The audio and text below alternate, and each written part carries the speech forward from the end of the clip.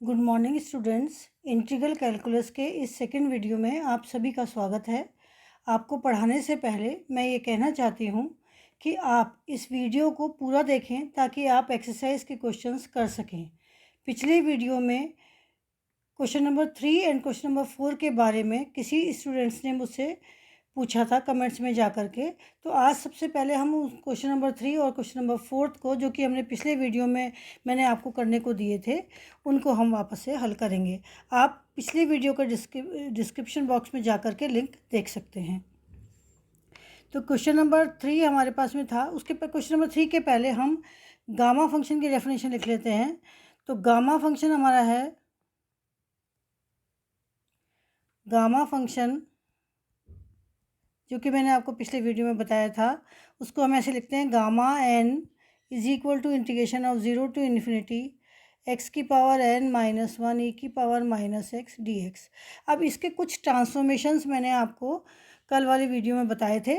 उस वीडियो में मैंने एक आपको समझाया था कैसे करते हैं, और 3 उसके और लिखे थे कि आप खुद करेंगे। तो क्वेश्चन नंबर 3 एंड 4 मुझे किसी ने पूछे हैं, तो मैं आपको इसमें करके दोबारा से दिखाती हूँ। तो क्वेश्चन नंबर 3 हमारे पास था,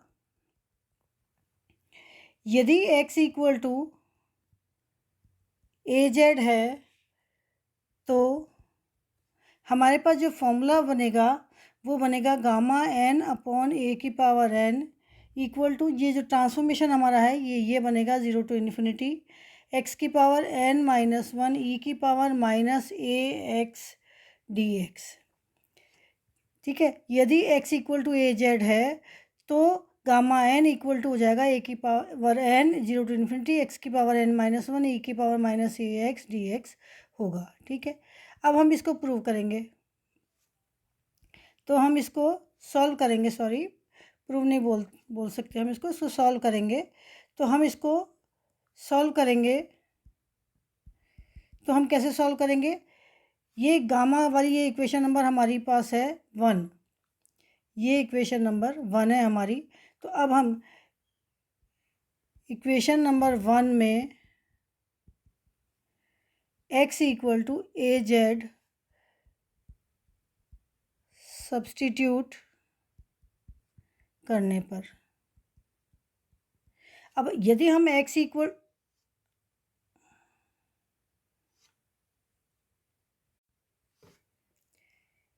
सॉरी बच्चों बीच में वीडियो ऑफ हो गया था।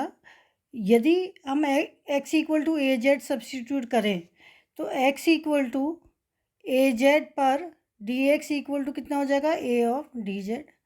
और लिमिट्स हमारी हम निकालेंगे, तो लिमिट्स क्या हो जाएगी हमारे पास में, x इक्वल टू 0 पर z इक्वल टू कितनी हो गई हमारे पास में 0, and x equal to infinity पर z इक्वल टू इन्फिनिटी।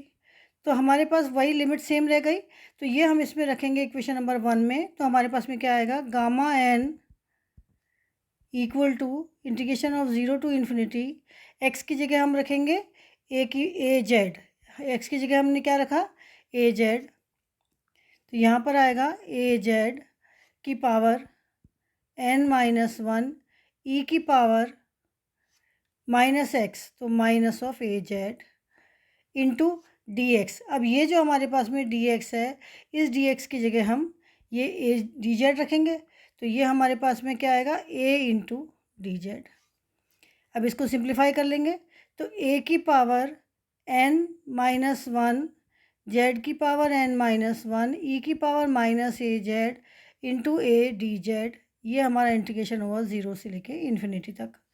अब इन सबको सिंप्लीफाई करके इकट्ठा करेंगे तो हमारे पास में क्या आया, ए की पावर n माइनस 1 और ये ए की पावर a1, तो ये क्या हो गया, ए की पावर n, ये कांस्टेंट है, इसे हम बाहर निकाल देते हैं।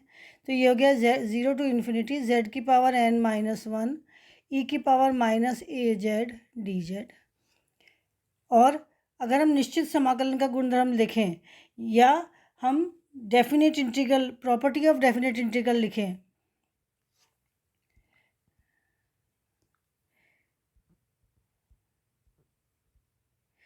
प्रॉपर्टी ऑफ डेफिनेट इंटीग्रल,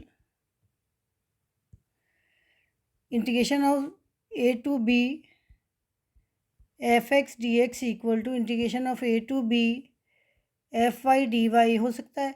तो इस तरह का जब हमारे पास में कोई इंटीग्रल आ जाता है उसमें हम डेफिनेट प्रॉपर्टी लगाते हैं, तो हम क्या करेंगे, इस वाले को हम यहाँ पर क्या लिखेंगे, gamma n equal to a की power n integration of zero to infinity, z की जगह हम सब जगह एक्स लिख देंगे, तो एक्स की पावर एन माइनस वन ई की power minus a x d x, और that implies gamma n over a की power n equal to integration of zero to infinity x की पावर एन माइनस वन ई की power minus a x d x. ये हमारे पास में आ गया जो कि हमें प्रूव करना था।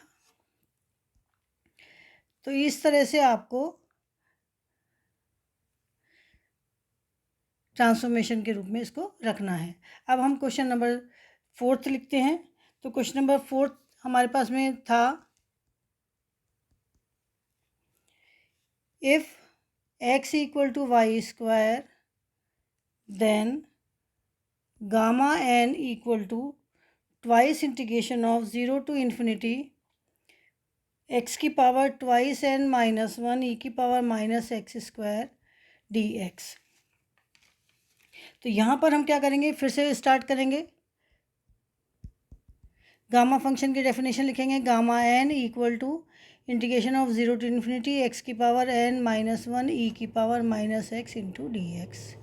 अब इस इक्वेशन में put x equal to y square, that implies d x equal to twice y into d y, और यहाँ पर हम लिमिट्स लिखें,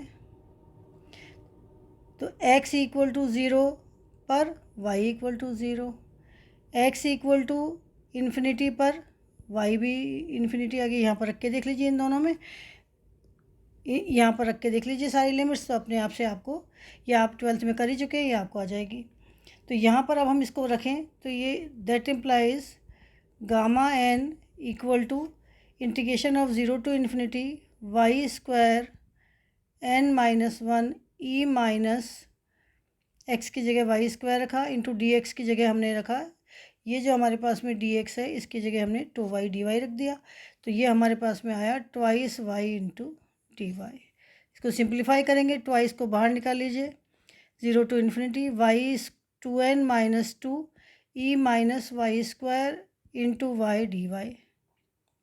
अब इस वाई को इस वाई में जोड़ दीजिए, तो ये हमारे पास में गया two integration of zero to infinity y की power twice n minus two plus one, one हो गया, ई की power minus y square into d y. फिर यहाँ पर भी हमने निश्चित समाकलन का गुणधर्म या डेफिनेट इंटीग्रल की प्रॉपर्टी लगा दी, तो उससे हमारे पास में ये आ गया twice integration of x two की पावर एन माइनस वन ई की power minus x square into d x. यही हमको प्रूव करना था, ये हो गया गामा एन। तो यही हमको प्रूव करना था। तो इस तरह से आपको पहले कुछ सब्स्टिट्यूशन करेंगे, फिर उसके लिमिट्स चेंज करेंगे और उसको सॉल्व करेंगे, तो हमारे पास ट्रांसफॉर्मेशन ऑफ गामा फंक्शंस आ जाएंगे। तो अब इसके बाद में हम आज का जो टॉपिक है वो स्टार्ट करते हैं। आज हम कुछ फॉर्मूले के बारे में जानेंगे और आपको उन्हें याद रखना है ताकि आप उसको क्वेश्चंस में यूज़ कर सकें। पहला है हमारे पास में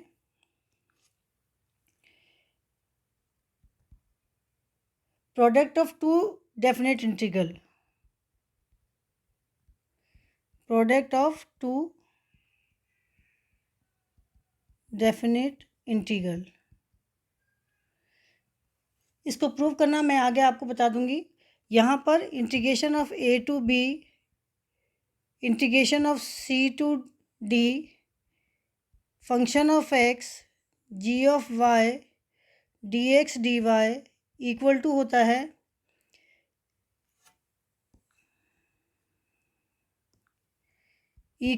है हमारे पास में integration of A to B f x d x into integration of c to d g y d Y. ये आपको हमेशा याद रखना है कि जब भी आप डबल इंटीग्रल को सॉल्व करेंगे तो जो ये पीछे वाला हमारे पास है, ये y और ये gy, ये इस पहले वाली लिमिट के लिए होता है, कोई फंक्शन y का है तो dy के साथ इसका इंटीग्रेशन होगा, और ये पहले वाले लिमिट के, जो पीछे होता है वो पहले वाले लिमिट के लिए होता है, और जो आगे होता है वो बाद वाली लिमिट के लिए होता है। सॉरी, तो जो ये इधर f(x) है ये इधर लेफ्ट हैंड साइड वाले के लिए होगा और ये राइट हैंड साइड वाले के लिए। तो इस तरह से आपको इसको याद करना है, और आगे जो और टॉपिक्स आएंगे उनमें इनको मैं आपको और समझा दूंगी। तो इस तरह से एक फॉर्मूला ये हुआ। दूसरा फॉर्मूला हमारे पास में है, दूसरा फॉर्मूला है हमारे पास में gamma 1/2 is equal to root of pi. अब इसको हम प्रूव करके भी दिखाएंगे। एक और फॉर्मूला है थर्ड, वो भी मैं लिख देती हूँ ताकि वो आपको जो भी उसमें आएंगे एग्ज़ाम में तो आपको उनको याद रखना है और उसको क्वेश्चन में हल करना है। तो हमारे पास जो फॉर्मूला है, एक बहुत इंपॉर्टेंट फॉर्मूला है, इंटीग्रेशन ऑफ 0 to π/2 साइन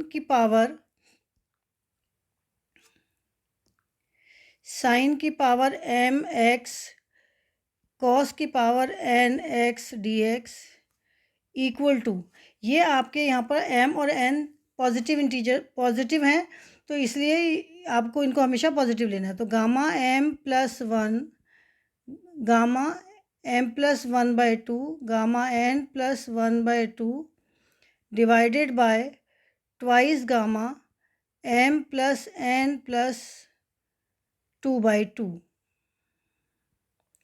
ये फॉर्मूला बहुत इंपॉर्टेंट फार्मूला है।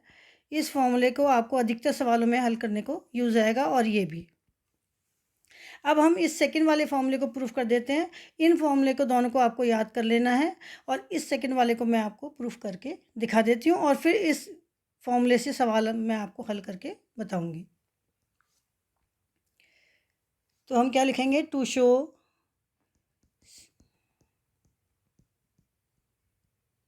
That gamma half equal to √पाई। अब इसको प्रूव करने के लिए हम क्या करेंगे कि मैंने आपको एक ट्रांसफॉर्मेशन के गामा फंक्शन के बारे में बताया था, जो कि क्वेश्चन नंबर 2 था पिछले वीडियो में, जिसका डिस्क्रिप्शन में मैंने लिंक दे दिया, उसे आप देख लीजिए। तो यहाँ पर हम जानते हैं gamma of n + 1 equal to था हमारे पास में 0 to ∞ e की पावर -1/n इंटू dy। ये हमारे पास में था पहले। तो अब इसमें यदि हम n = 1/2 लें, तो पहले तो हम इसकी डेफिनेशन लिख दें यहाँ पर। ये डेफिनेशन क्या होती है, gamma of n + 1 equal to होता है n गामा ऑफ n। तो हम यहाँ पर लिख देंगे इसको। तो ये हमारे पास में क्या आ जाएगा, n gamma n equal to integration of 0 to ∞ e की power -y 1/n into dy। अब हम ये यहाँ पर अब लिखेंगे n is equal to half. तो 1/2 gamma 1/2 is equal to integration of 0 to ∞ e की पावर -y²। जब मैं 1/1/2 लिखूँगी तो ये ऊपर चला जाएगा, तो ये हो गया dy। अब प्रॉपर्टी ऑफ डेफिनेट इंटीग्रल से मैं इसको क्या लिख सकती हूँ, इसी तरह से पहले एक और लिख लेते साथ में। ये मेरी इक्वेशन नंबर, हमारे पास में ये इक्वेशन नंबर 1 है, ये इक्वेशन नंबर 2 है। अब हम प्रॉपर्टी ऑफ इंडेफिनेट इंटीग्रल से एक बार और लिख लेते हैं, gamma of 1/2 equal to twice of integration, इस 2 को इधर ले गए,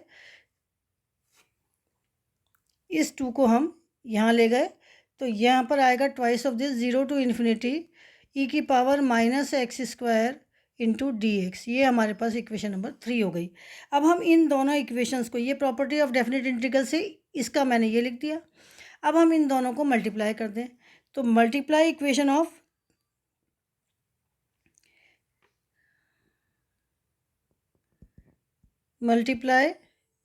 ऑफ सेकेंड एंड थर्ड। इस सेकेंड को आप इस 2 को इधर ले जाइए, उसके बाद मल्टीप्लाई करिए, तो ये हमारे पास में आ जाएगा गामा ऑफ 1/2 का whole square equal to integration of 0 to ∞ e की power minus x square plus y square into d, double integral आएगा 0 to infinity d x into d y. तो ये जो हमारे पास में आएगा d x into d y, इसको हम क्या करेंगे, अब यहाँ पर इन दोनों इंटीग्रेशन x की और y की, दोनों की इंटीग्रेशन की लिमिट 0 टू इन्फिनिटी है, जो कि फर्स्ट कोऑर्डिनेट में आती है।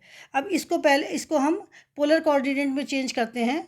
तो पोलर कोऑर्डिनेट में चेंज करेंगे तो x square plus y square equal to r square होता है। ये मैंने आपको पोलर की जो 2D की वीडियो बनाई थी उसमें बताया था।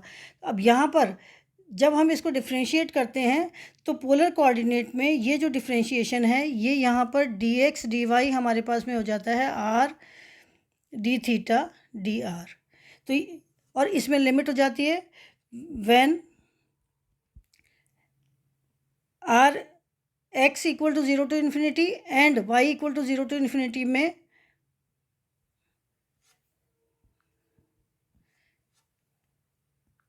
when x equal to 0 to infinity and y equal to 0 to infinity, then r equal to हो जाएगा हमारे पास में 0 to infinity and theta equal to हो जाएगा हमारे पास में 0 to पाई। ये फर्स्ट कोऑर्डिनेट में आता है और फर्स्ट कोऑर्डिनेट आपको पता है यहाँ से लेके यहाँ तक ये हमारा फर्स्ट कोऑर्डिनेट है। तो ये 0 से लेके और ये π/2 है और ये 0 से लेके यहाँ से पूरा इन्फिनिटी तक आगे तक चला जाता है। तो ये हमारे पास में होता है। अब हम इसकी वैल्यूज़ इसको में रख करके और इसको हम सॉल्व कर देते हैं। तो इसको सॉल्व करने के लिए हम क्या करेंगे, गामा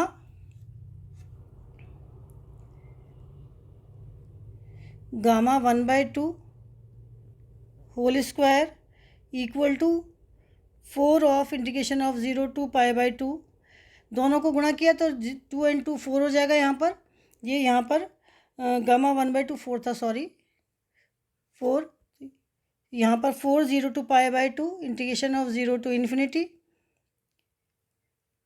आर ई की power minus r square d r into d theta. ये हमारे पास में इंटीग्रल आ जाएगा। अब इस इंटीग्रल में हम ये आर वाला जो है ये और ये, इसको एक इंटीग्रल बना करके इसको हम पहले हल कर देते हैं। तो यहाँ पर ये डी आर डी थीटा नहीं, डी थीटा डी आर आएगा।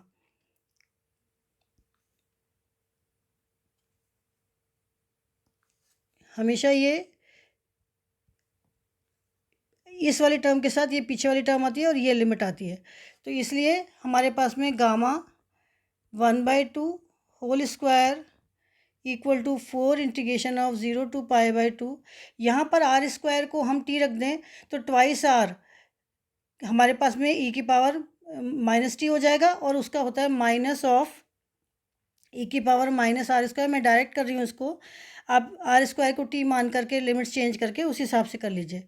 Upon 2 into 0 to infinity into d theta which is equal to twice integration of 0 to π/2 e की power minus infinity minus e की power minus 0 into d theta which is equal to twice integration of, यहाँ से ये minus बाहर आ गया तो ये हो गया minus 0 to π/2 0 minus 1 into d theta which is equal to integration of 0 to π/2 into d theta और which is equal to theta 0 to π/2 is equal to twice of twice into π/2, sorry twice into π/2 which is equal to pi. That means gamma 1/2 is equal to under root of pi. तो इसी तरह से हम क्या देखते हैं कि integration of 0 to infinity e की power minus x square d x equal to हो जाता है हमारे पास में अंडर रूट ऑफ π/2। तो ये हमारे पास में जो हमें प्रूव करना था और ये साथ में हमने और एक दे दिया। तो इस तरह से आपके ये फॉर्मूलेस प्रूफ हुए। अब मैं आपको एक सवाल कराती हूँ। क्वेश्चन नंबर 1, एक सवाल मैं आपको कराऊंगी, उसके बाद में आप बाकी सवाल कल कराऊंगी दूसरे वीडियो में। तो हमारे पास में क्वेश्चन है solve integration of 0 to π/2 sin 5x cos 4x dx। अब हम इसको कैसे सॉल्व करेंगे? मैंने आपको फॉर्मूला लिखाया था। फॉर्मूला क्या था? 0 to π/2 sin mx cos nx dx which is equal to gamma m+1/2 gamma n+1/2 upon twice gamma m+n+2/2। ये फॉर्मूला हमको इसमें यूज़ करना है। तो हम क्या लिखेंगे यहाँ पर? यहाँ पर m इक्वल टू कितना है? 5 एंड n इक्वल टू 4। तो इसको रख दीजिए यहाँ पर। तो integration of 0 to π/2 sin 5x cos 4x dx equal to gamma 5 + 1/2 gamma 4 + 1/2 upon twice gamma 5 + 4 + 2/2 which is equal to gamma 3 6/2 हो जाएगा। 3 हो गया ये गामा 5/2 अपॉन 2 गामा 11/2। अब गामा n+1 इक्वल टू मैंने आपको क्या बताया था? n gamma n। तो इस तरह से इसको खोलते चले जाइए ऊपर वाली टर्म को। तो ये हमारे पास में क्या आएगा? गामा 3 का मतलब एंड इज इक्वल टू होता है फैक्टोरियल ऑफ n। तो ये गामा फैक्टोरियल 2 आ जाएगा। तो फैक्टोरियल 2 और ये गामा 5/2 ऐसे रहने देते हैं क्योंकि ये नीचे से कट जाएगा हमारे पास में अपॉन ट्वाइस। अब ये गामा 11/2 को हम लिखेंगे 9/2 गामा 9/2 हो जाएगा। फिर इसको खोलेंगे तो 7/2, फिर इसको खोलेंगे तो 5/2 गामा 5/2 हो जाएगा। तो इससे तो ये कैंसिल हो गया और इससे ये कैंसिल हो गया। तो ये हमारे पास में आया 8/9 × 7 × 5 विच इज़ इक्वल टू 8/9 × 35 और इज़ इक्वल टू 8/315। तो ये हमारा आंसर हुआ। इस तरह से आप इंटीग्रल के और भी सवाल मैं आपको कल कराऊंगी अलग अलग तरह के। उसके बाद में आपको एक्सरसाइज दूंगी जिसे आप सॉल्व करिएगा। Thank you.